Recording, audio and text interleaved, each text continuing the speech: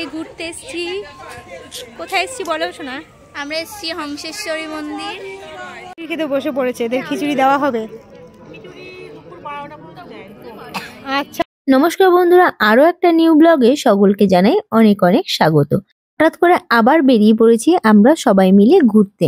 তো আমরা কোথায় ঘুরতে যাচ্ছি, কি করছি, পুরো ভিডিওটার মধ্যেই তোমাদের সঙ্গে শেয়ার করলাম। স্কিপ না করে ভিডিওটা দেখতে থাকো। আমরা বলতে আমার মাসিমণি বাড়ির সকলে।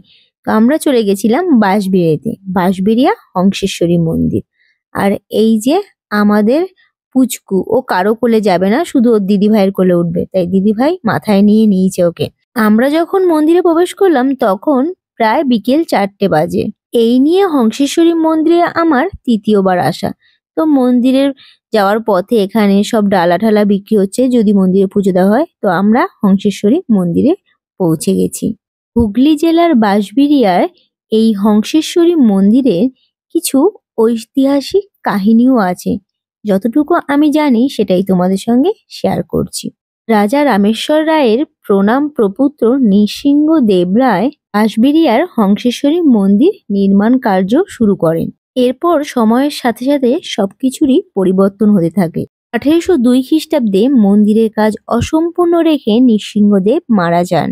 1814 খ্রিস্টাব্দে নৃসিংহদেবের দ্বিতীয় স্ত্রী রানী শঙ্করী অসমাপ্ত কাজ সম্পন্ন করেন। মন্দিরের গর্ভগৃহকে ধরা হয় মূলাধার, আর এই মূলাধারে সহস্র দল নীলপদ্মের মধ্যে রয়েছে অষ্টদল পদ্ম।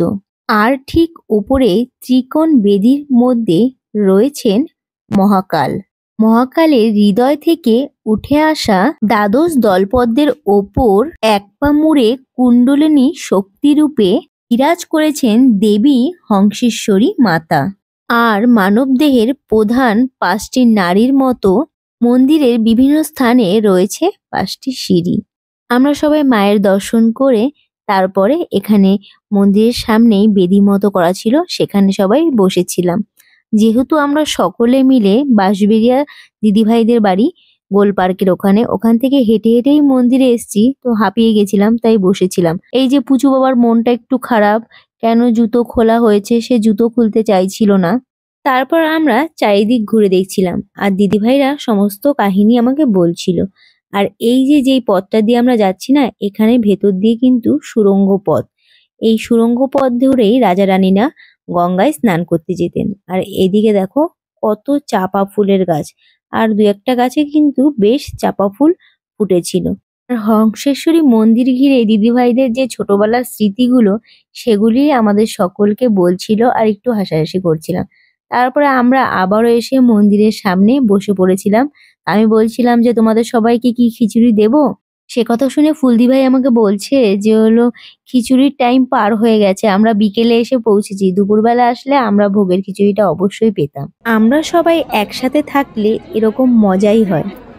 সবাই মিলে আমরা ঘুরতে চলে এসেছি হংসেশ্বরী মন্দিরে। সবাই একসঙ্গে বসে হবে। দিদিবাড়িতে এসেছিলাম, ওখান থেকে খেয়ে দিয়ে সব বেরিয়ে পড়েছি ঘুরবো বলে। সবাই বেরিয়ে পড়েছি। দেখো আমাদের গ্রুপটা ছোট্টখাটোর মধ্যে অনেকটাই এই তো ভালোই মজা হচ্ছে। এবার মন্দির টন্দির ঘুরে তারপরে আমরা আবার দিদির বাড়ি যাবো। বাড়ি যাবি না? বাড়ি যাবি না? আবার যার বাড়িতে যাবো।